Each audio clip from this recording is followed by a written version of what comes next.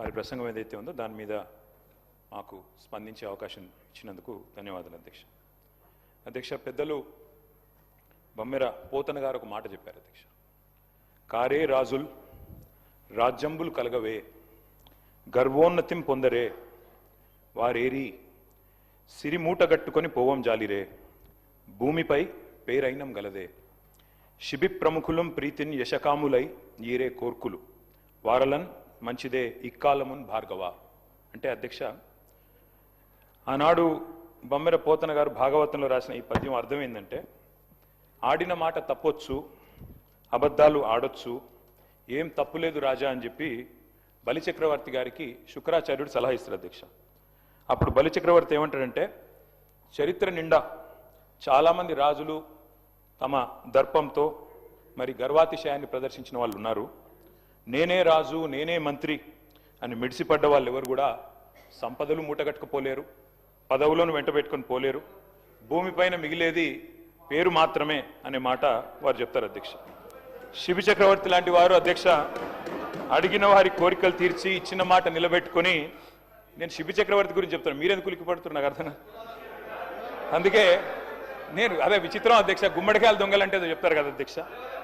అధ్యక్ష, రాచరికంలోనైనా ప్రజాస్వామ్యంలోనైనా సింహాసనం మీద కూర్చున్న తర్వాత, పరిపాలనలోకి వచ్చిన తర్వాత మరి పాలకులు ప్రజలకు ఇచ్చిన మాట నిలబెట్టుకుంటేనే వారికి విశ్వసనీయత, గౌరవం ఉంటుంది అధ్యక్ష. ఎవరు కూడా 1000 ఏళ్ళు ఉండరు, ఎవరు కూడా శాశ్వతంగా అధికారంలో కూడా ఉండరు అధ్యక్ష. మేము కూడా 10 ఏళ్ళు ఉన్నాం, ఈరోజు ఇక్కడ వచ్చి కూర్చున్నాం అధ్యక్ష.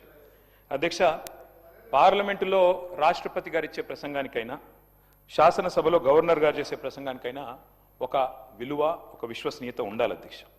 అందులో ముఖ్యంగా కాంగ్రెస్ ప్రభుత్వం కొలువు తీరిన తర్వాత తొలి గవర్నర్ గారి ప్రసంగానికి చాలా ప్రాధాన్యత ఉంటుంది అధ్యక్ష. ఎందుకంటే గవర్నర్ గారి ప్రసంగం అంటే మొట్టమొదటి ప్రసంగం, అది కూడా అంటే దానిలో తప్పకుండా ప్రభుత్వ ప్రాధాన్యాలు, వారి యొక్క ఆలోచన విధానం ఇవన్నీ కూడా ప్రతిబింబిస్తాయి కాబట్టి తప్పకుండా ఉంటుంది. నేను ఒక్క విషయం కోట్ చేస్తా ఉన్నా అధ్యక్ష. గౌరవనీయులు మన రాష్ట్ర గవర్నర్ 15 డిసెంబర్ 2023 నాడు, ఆనాడు ఇదే సభలో తమరి నాయకత్వంలో ఆ రోజు ఆనాటి గవర్నర్ తమిళిసై సౌందరరాజన్ గారు చేసిన ప్రసంగంలో ఒక్క మాట మీకు కోట్ చేసి వినిపిస్తాను అధ్యక్ష. ఆ రోజు గవర్నర్ గారు తొలి ప్రసంగంలో వారు చెప్పింది ఏమంటే, ప్రజా సంక్షేమం కోసం, ఇది గవర్నర్ గారు నేను కోట్ చేస్తున్నాను అధ్యక్ష, 6 గ్యారంటీలు ప్రకటించాం. బాధ్యతలు స్వీకరించిన వెంటనే ఇచ్చిన హామీలు, చెప్పిన మాటకు కట్టుబడి హామీలకు చట్టబద్ధత కల్పించే ఫైలుపై ముఖ్యమంత్రి రేవంత్ రెడ్డి గారు తొలి సంతకం చేయడం ఈ ప్రభుత్వం సంకల్పానికి, చిత్తశుద్ధికి నిదర్శనం. ఇది గవర్నర్ గారు ఆ రోజు 15 డిసెంబర్ 2023 నాడు చెప్పిన మాట అధ్యక్ష. ఇవాళ నేను ప్రభుత్వాన్ని సూటిగా అడుగుతా ఉన్నా అధ్యక్ష, మరి ఏమైంది ఆ సంకల్పం, ఏమైంది ఆ సంతకం, ఎక్కడ పోయింది ఆ చిత్తశుద్ధి? మరి సంతకం పెట్టినని మీరే చెప్తారు ముఖ్యమంత్రి గారు, గవర్నర్ గారు చెప్పారు, ఏదో ఆషామాషి వ్యక్తి కూడా చెప్పలేదు అధ్యక్ష. ఆ తర్వాత అధ్యక్ష 2024 గవర్నర్ ప్రసంగం అయిపోయింది, 25 అయిపోయింది, ఇప్పుడు 26 కూడా నిన్న అయిపోయింది అధ్యక్ష. మరి ఇన్నేళ్ళైనా కూడా సీఎం గారు సంతకం చేసిన ఆ ఫైల్ ఎక్కడ పోయింది అధ్యక్ష? 28 నెలలుగా గడిచిన ఆ ఫైలు ఎక్కడ మాయమైంది? కాకెత్తుకపోయిందా, లేకపోతే FSL అగ్ని ప్రమాదంలో కాలిపోయిందా, లేకపోతే మరి విచిత్రమైన విషయం అధ్యక్ష, ఇది ఒక గవర్నర్ గారు చెప్పిన మాట కాదు, ఇది మీ బాస్ రాహుల్ గాంధీ గారు చెప్పిన మాట. తొలి క్యాబినెట్లోనే 6 గ్యారంటీలకు చట్టబద్ధత కల్పిస్తాం. తొలి క్యాబినెట్, ఇప్పటికి నాకు తెలిసి ఒక 50-60 సమావేశాలు అయినట్టున్నాయి క్యాబినెట్. ఎక్కడ పోయింది అధ్యక్ష మరి తొలి క్యాబినెట్లో 6 గ్యారంటీలకు చట్టబద్ధత అన్నమాట? ఇది కాదు అధ్యక్ష. అధ్యక్ష, క్యాబినెట్ సమావేశాలు ఇన్ని జరిగినాయి, మరి ఫైలు మాయమైంది అధ్యక్ష. ముఖ్యమంత్రి గారు మాయమై సంతకం చేసిన ఫైలు, తొలి సంతకం, అది కూడా ఎక్కడో చాటుకు చేయలేదు అధ్యక్ష, బహిరంగంగా చేశారు, బహిరంగ వేదిక మీద చేశారు. ఎక్కడ పోయింది ఆ ఫైలు? ఇవాళ నేను ప్రభుత్వాన్ని డిమాండ్ చేస్తా ఉన్నా అధ్యక్ష, ఆ మాయమైన ఫైలు ఆచూకీ కోసం స్పెషల్గా ఒక సిట్ ఏర్పాటు చేయాలని చెప్పి నేను డిమాండ్ చేస్తా ఉన్నా అధ్యక్ష. ఎందుకంటే మాట్లాడితే సిట్టు అధ్యక్ష, గవర్నర్ గారిని, అట్లాగే పవిత్ర సభని, అట్లాగే మొత్తం రాష్ట్ర ప్రజల్ని ఇవాళ మోసం చేసి గవర్నర్ గారి ప్రసంగానికి విలువ, విశ్వసనీయత లేకుండా చేశారు అధ్యక్ష. మొదటి ప్రసంగానికి విలువ లేకపోతే మూడో ప్రసంగానికి ఏముంటుంది అధ్యక్ష విలువ? నాకు అర్థం కాదు. ఏం చెప్పారు అధ్యక్ష? నిన్న ముఖ్యమంత్రి గారు మాట్లాడుతున్నారు అధ్యక్ష, బయట ఏమంటున్నారు? 0 వాల్యూ చేశాను ప్రజల ఆస్తుల విలువ కొంతమందిది అని చెప్తున్నారు అధ్యక్ష. ఇవాళ 0 వాల్యూ దేనికి ఉందంటే ఈ రాష్ట్రంలో ముఖ్యమంత్రి గారు చేసిన తొలి సంతకానికి 0 వాల్యూ, ముఖ్యమంత్రి గారు చేసిన సంతకం ఉన్న తొలి ఫైలుకు 0 వాల్యూ, మీ గ్యారంటీ కార్డులకు ప్రజల దృష్టిలో 0 వాల్యూ, మీ డిక్లరేషన్లకు ప్రజల దృష్టిలో 0 వాల్యూ, మూసీలో మీరు ముంచుతున్న ఇళ్లకు కాదు అధ్యక్ష, విశ్వసనీయత కోల్పోయిన మీ ప్రభుత్వానికి ఇవాళ ఈ ప్రజల దృష్టిలో జీరో వాల్యూ ఉందన్న మాట నేను విజ్ఞప్తి చేస్తా ఉన్నా అధ్యక్ష. అధ్యక్ష ఇదేదో నా కవిత్వం కాదు అధ్యక్ష, ఇదిగో మీ కాంగ్రెస్ పార్టీ ప్రచురించిన బ్రహ్మాండమైన ఫుల్ పేజ్ అడ్వర్టైజ్మెంట్ అధ్యక్ష. 6 గ్యారంటీల మీద ఏం చెప్పారు అధ్యక్ష ఇందులో? నేను చదివినిపిస్తా అధ్యక్ష. ప్రతి కుటుంబానికి ఇగో ఫస్ట్ ఆఫ్ ఆల్ 100 రోజుల్లో నెరవేరుతుంది ప్రతి గ్యారంటీ. 100 రోజుల్లోనే అధ్యక్ష. అదే సినిమాలకు శతదినోత్సవం చేసినట్టు ప్రభుత్వం వచ్చిన 100 రోజుల్లోనే అన్ని గ్యారంటీలు నెరవేరుస్తాం. ఇంకోటి చెప్పారు అధ్యక్ష ఇందులో గంభీరమైన మాట. కాంగ్రెస్ గ్యారంటీలతో అందే ప్రయోజనాల విలువ 2,50,000 ప్రతి సంవత్సరం ప్రతి కుటుంబానికి. మరి 2.5 ఏళ్ళైంది అధ్యక్ష. ఒక్క కుటుంబం చూపెడతారా ఈ రాష్ట్రంలో? 2.5 లక్షలు అందుకున్న ఒక్క కుటుంబాన్ని చూపెట్టే సత్తా ఈ ప్రభుత్వానికి ఉందా అధ్యక్ష? ఇది మీ ప్రకటన, నాది కాదు. మీ పార్టీ ఆ రోజు ఇచ్చిన ప్రకటన 2,50,000 రూపాయలు ప్రతి సంవత్సరం ప్రతి కుటుంబానికి అని మీరిచ్చిన మాటకు విలువ ఉందా? అందుకే అంటా ఉన్నా అధ్యక్ష. మరి 2.5 లక్షలు అంటే 2.5 ఏళ్ళకి ఈ పార్టీకి 6 లక్షల పైసలకు రావాలి. కనీసం 2.5 వచ్చిందని నేను అడుగుతా ఉన్నా అధ్యక్ష. అధ్యక్ష నేను అనుకున్నాను మరి గవర్నర్ గారి ప్రసంగం ఈ 28 మాసాల ప్రభుత్వ వైఫల్యాలు సాకల్యాలు అన్నిటిని కూడా మరి యథార్థంగా సమీక్ష చేస్తారేమో, ఏమైనా చెప్తారేమో, ఏమైనా చిన్న చిన్న పొరపాట్లు ఎందుకంటే ప్రభుత్వం వచ్చినాక జరుగుతాయి, సర్దుకుంటారేమో, ఆత్మవిమర్శ చేసుకుంటారేమో, ఫలానా పొరపాటు జరిగింది కాదు భవిష్యత్తులో సవరించుకుంటామని చెప్తారేమో అనుకున్నాం అధ్యక్ష. అందులో ఏమీ లేదు. ఇప్పుడు చెప్పారు, ఇప్పుడే మా సభ్యుడు మాట్లాడుతూ చెప్పారు అధ్యక్ష, ఇంతకంటే దారుణం ఉండదు. 10 ఏళ్లలో మీరు ఒక్క రేషన్ కార్డు ఇవ్వలేదని చెప్తారు అధ్యక్ష వీళ్ళు. అధ్యక్ష ఇదే సభలో నేను కాదు అధ్యక్ష చెప్పేది, కాదు 10 ఏళ్లలో నేను చెప్పలేదు, మీ civil supplies minister Uttam Kumar Reddy గారు ఇదే సభలో చెప్పారు అధ్యక్ష. 6.5 లక్షల కార్డులు 2014 నుంచి 2023 వరకు ఇచ్చినాము అనే మాట నేను చెప్పలేదు, మీ ఉత్తమ్ కుమార్ రెడ్డి గారు చెప్పారు. మరి మీరు మీ ఉత్తమ్ కుమార్ రెడ్డి గారితో మీ సివిల్ సప్లైస్ మినిస్టర్తో విభేదిస్తున్నారా? నాకైతే తెలియదు అధ్యక్ష. మీరు కూడా దయచేసి ఇట్లాంటి కరెక్ట్ చేయాలి అధ్యక్ష. సభలో మంత్రులు చెప్పిన మాటలకే విలువ లేకపోతే గౌరవ అధికార పార్టీ సభ్యులు మంత్రుల మాటలకు కూడా విలువ లేకుండా మాట్లాడుతుంటే అబద్ధాలను పదే వల్ల వేస్తే ఎవరికి లాభం అధ్యక్ష? దానివల్ల వారు కూడా నోట్ చేసుకోవాలని నేను గుర్తు చేస్తా ఉన్నా అధ్యక్ష. ఎట్లాగూ సభ బయట ప్రతిరోజు చేసేది పరనింద ఆత్మస్థుతి, కనీసం ఇక్కడైనా వాస్తవాలు చెప్పాలి కదా అధ్యక్ష రాష్ట్ర ప్రజలకి. అధ్యక్ష కాళోజీ నారాయణరావు గారు మాట అన్నారు, ఇది నా గొడవ కాదు నీ గొడవరా అన్నాడు అధ్యక్ష. ఇప్పుడు నేను అడిగేది కూడా నా ప్రశ్నలు కాదు అధ్యక్ష, రాష్ట్ర ప్రజల తరపున అడుగుతా ఉన్నాం అధ్యక్ష. అధ్యక్ష ఇంకొక మాట చెప్పాలి అధ్యక్ష ఈ సందర్భంగా. 2.5 ఏళ్ళైంది ప్రభుత్వం వచ్చి. జార్జ్ ఆర్వెల్ అని ఒక పెద్ద ఆయన ఉన్నాడు అధ్యక్ష, ఆయన అన్నమాట, in a time of deceit telling the truth it self is a revolutionary act. అంటే అధ్యక్ష మోసాల కాలంలో నిజం చెప్పడమే అతి గొప్ప విప్లవం అన్నాడు అధ్యక్ష ఆయన. ఇవాళ ఆ పరిస్థితి వచ్చింది రాష్ట్రంలో. ఎందుకంటే అధ్యక్ష మీరు ధన్యవాదాల తీర్మానం పెట్టారు అధ్యక్ష ఈరోజు ఇక్కడ. అధ్యక్ష ఈ ప్రభుత్వానికి ఎవరు ధన్యవాదాలు చెప్పాలి, ఎందుకు చెప్పాలి, దయచేసి ఆలోచించమని చెప్పి నేను కోరుతా ఉన్నాను. ఎవరు చెప్పాలి అధ్యక్ష? 6 గ్యారంటీలు గౌరవనీయులు డిప్యూటీ సీఎం గారు ఆనాడు సిఎల్పి లీడర్ అధ్యక్ష వారు చెప్పారు అధ్యక్ష చాలా అద్భుతంగా. ఈ గ్యారంటీ కార్డులు భద్రపరచుకోండి, 100 రోజులు జాగ్రత్త పెట్టుకోండి, 100 రోజులు బీరువాలు పెట్టుకోండి, 100 రోజుల తర్వాత కాంగ్రెస్ ప్రభుత్వం వచ్చిన తర్వాత బ్రహ్మాండంగా మరి ప్రతి గ్యారంటీ నెరవేర్చే బాధ్యత మాది. ఇది బట్టి విక్రమార్క గారు చెప్పిన మాట అధ్యక్ష, నాది కాదు. నేను అడుగుతా ఉన్నా అధ్యక్ష, ఎవరు చెప్పాలి ఇవాళ 6 గ్యారంటీలు ఎక్కడ పెట్టుకోవాలి, ఎక్కడ దాచిపెట్టాలి, ఇంకా 100 రోజుల తర్వాత కూడా ఇంకేం చేయాలి, దయచేసి ఆలోచించాలి అధ్యక్ష. అధ్యక్ష ఇవాళ ఈ ప్రభుత్వానికి ఎవరు ధన్యవాదాలు చెప్పాలి? 4,000 పెన్షన్ కోసం ఎదురు చూసి విసిగి వేశారిన 46 లక్షల మంది ధన్యవాదాలు చెప్పాలా? లేదా 6,000 పెన్షన్ కోసం అలసిపోయిన 100 రోజుల్లో ఇస్తామని చెప్పి అలసిపోయిన 5 లక్షల మంది దివ్యాంగులు ధన్యవాదాలు చెప్పాలా? యూరియా బస్తాల కోసం లాఠీ దెబ్బలు తింటున్న 72 లక్షల మంది రైతులు ధన్యవాదాలు చెప్పాలా? లేదా నెలకు 2,500 ఇస్తామని చెప్పి 2,500 ఇస్తామని చెప్పి 1,68,00,000 మంది ఆడబిడ్డలకు మీరు ఏదైతే వాగ్దానం ఇచ్చారో మరి వారు ధన్యవాదాలు చెప్పారా? ఎవరు చెప్పాలి అధ్యక్ష? 4,000 నిరుద్యోగ భృతి అన్నారు, 2 లక్షల ఉద్యోగాలు మొదటి సంవత్సరంలో ఇస్తామన్నారు. మరి ఆ నిరుద్యోగ సోదరులు ధన్యవాదాలు చెప్పాలా?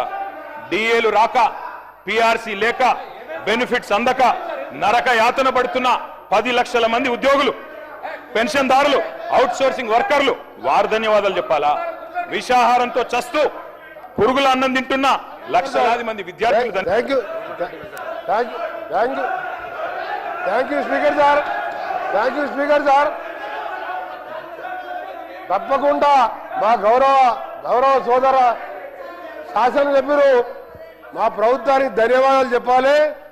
మీరు 10 ఏళ్ళు ఒక్క తెల్ల రేషన్ కార్డు ఇయ్యనందుకు మేము తెల్ల రేషన్ కార్డు ఇచ్చి సన్న బియ్యం ఇస్తున్నందుకు ఇవాళ 20,000 కోట్లతోని మా ఫైనాన్స్ మినిస్టర్ గారు ఇవాళ యంగ్ ఇండియా స్కూల్స్ పేరు మీద కుల మతాలకు అతీతంగా ఒక యంగ్ ఇండియా ఇంటర్నేషనల్ మోడల్లో ఇవాళ స్కూళ్ళు కట్టి సగం స్కూల్ పూర్తిగా వస్తున్నందుకు ఇవాళ ఆర్టీసీలో 278 కోట్ల మంది 11,000 కోట్ల రూపాయలు ఇవాళ ఆర్టీసీకి చెల్లించి ఉచితంగా మా అక్కా చెల్లెలు బడికి పోయినా గుడికి పోయినా అమ్మగారింటికి పోయినా ఉచితంగా పోతున్నందుకు ఇంకా ఈరోజు మీరు గ్రామాలలో చూడండి ఏ గ్రామానికి వెళ్ళా 30-40 ఇందిరమ్మ ఇల్లు కడుతున్నందుకు తప్పకుండా మీరు ధన్యవాదాలు చెప్పాలి. మీరు ఇంకొక విషయం మీకు ఏం చెప్పాలి ధన్యవాదాలు? దళితుని ముఖ్యమంత్రి చేసిన ధన్యవాదాలు చెప్పాలా? 2 బెడ్రూమ్ ఇల్లు ఇచ్చిన ధన్యవాదాలు చెప్పాలా? మేము ఒక్కటే చెప్తున్నాం కేటీఆర్ గారికి మేము చేసిన కార్యక్రమాలు చెప్పండి, మేము చేసిన మంచి కార్యక్రమాలు చెప్పండి. మీరు చేయవలసిన మేము చెప్తున్నాం. మేము స్పీకర్ సార్ మీరు ఒక నిమిషం వినండి. మీరు ఓపిక తెచ్చుకోండి. మీరు కొద్దిగా ఓపికతోని వినండి. మీరు గౌరవ కేటీఆర్ గారు శాసనలో వాళ్ళు వింటున్నారు. మీరు ఓపిక తెచ్చుకోండి. మేము కొన్ని చేసినాం, కొన్ని కార్యక్రమాలు చేసినాం. మొదటగా పేదవాళ్ళకు సంబంధించిన కార్యక్రమాలు చేసుకుంటూ అప్పుల బారిన పడ్డ ఈ రాష్ట్రాన్ని గాడిలో పెట్టుకుంటూ ఒక్కొక్క కార్యక్రమాలు చేస్తూ మీరు మొదలుపెట్టి రిజర్వాయర్ కట్టిండు, ల్యాండ్ ఎక్విజిషన్ లేదు, ప్రాజెక్ట్ లేవు, నీళ్లు లేవు, లక్షల కోట్లు అప్పు చేసిండు. అవన్నీ కూడా సెట్ చేసుకుంటూ ఈ 2.5 సంవత్సరాల్లో 3,25,000 కోట్ల అప్పులు మీరు చేసిన దాన్ని బాకీలు కట్టి ఓ రాష్ట్రాన్ని గాడిలో పెడుతున్న సందర్భంలో తప్పకుండా మీరు ధన్యవాదాలు చెప్పాలి. ప్రజలను మోసం చేసేందుకు మీరు క్షమాపణ చెప్పాలి. మీరు కేటీ రామారావు గారు సార్ ఇవ్వండి సార్, మా శ్రీనివాస్ యాదవ్ గారికి ఇవ్వండి. రామారావు గారు మీరు మాట్లాడండి సార్. మా డిప్యూటీ ఫ్లోర్ లీడర్ వారు సీనియర్ నాయకుడు మాజీ మంత్రి, ఇవ్వండి సార్ వారికి అవకాశం. సార్ 94 నుంచి వారు మినిస్టర్ సార్, వారికి అవకాశం ఇవ్వండి. కేటీ రామారావు గారు మీరు మాట్లాడండి ప్లీజ్. కరెక్ట్ కాదు కదా సార్? మీరు మాట్లాడండి. స్పీకర్ సార్ ఇస్తాను, మీ తర్వాత ఇస్తాను సార్.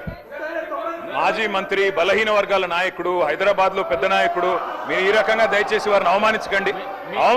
దయచేసి వారికి మైక్ ఇవ్వండి సార్. మంత్రులకు ఎప్పుడు అడిగితే అప్పుడు ఇస్తున్నారు, వారికి సంబంధం కూడా లేదు, ఆయనకి ఇచ్చేసినారు. మా నాయకుడు అడుగుతున్నాడు, ఇవ్వండి సార్. మా డిప్యూటీ లీడర్ గారు అడుగుతున్నారు, ఇవ్వండి సార్.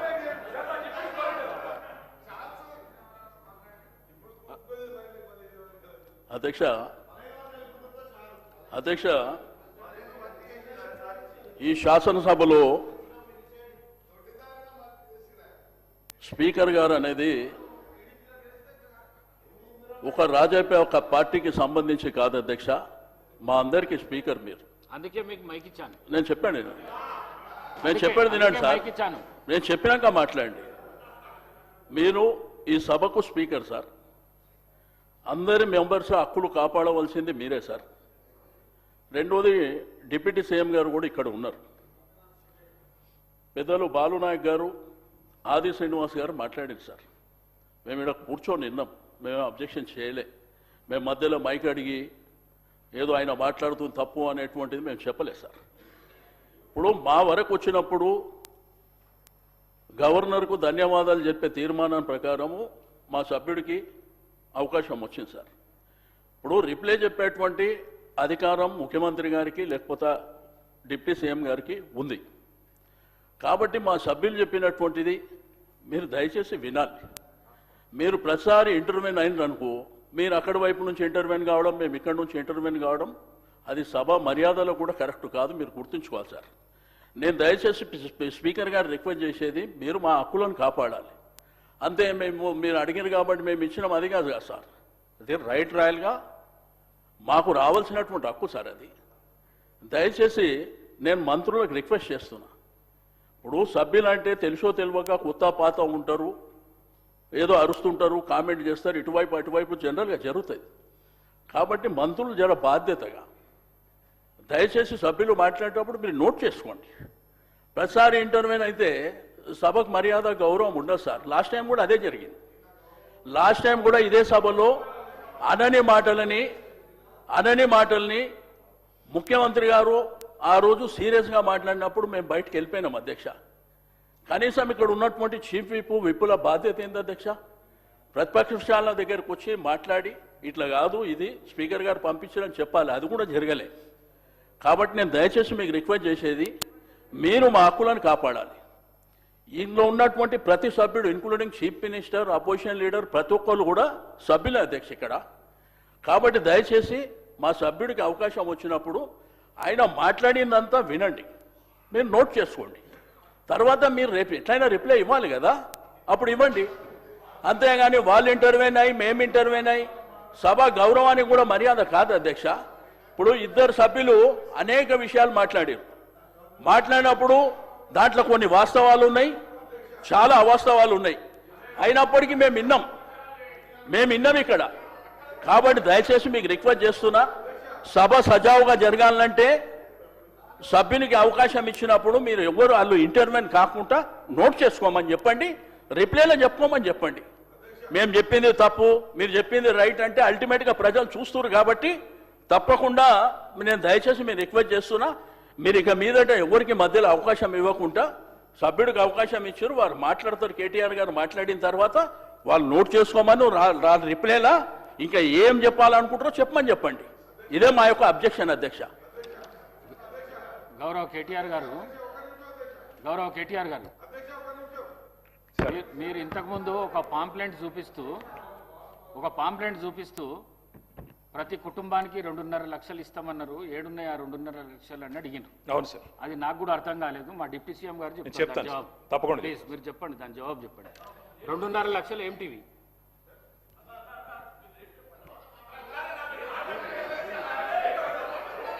ప్లీజ్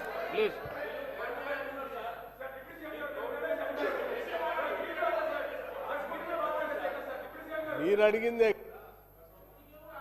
నో అధ్యక్ష,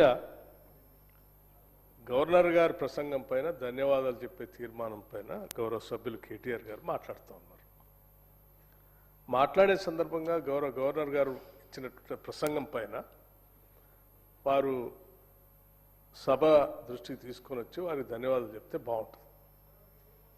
అది వదిలేసి రాష్ట్ర ప్రభుత్వం చెప్పినటువంటి హామీల్లో వారు చాలా హామీలు ఇచ్చారు, ఏమి చేయట్లేదు అని బ్లాంకెట్గా ఒక స్టేట్మెంట్ ఇచ్చారు. ఇది కరెక్ట్ కాదు అధ్యక్ష. ఈ రాష్ట్రంలో ఒక కుటుంబ దాదాపు 2.5 లక్షల పైన అన్ని స్కీములు కలిపి పెద్ద ఎత్తున లబ్ధి చేరుతుందని చెప్పి ఆనాడు మేము చెప్పిన మాట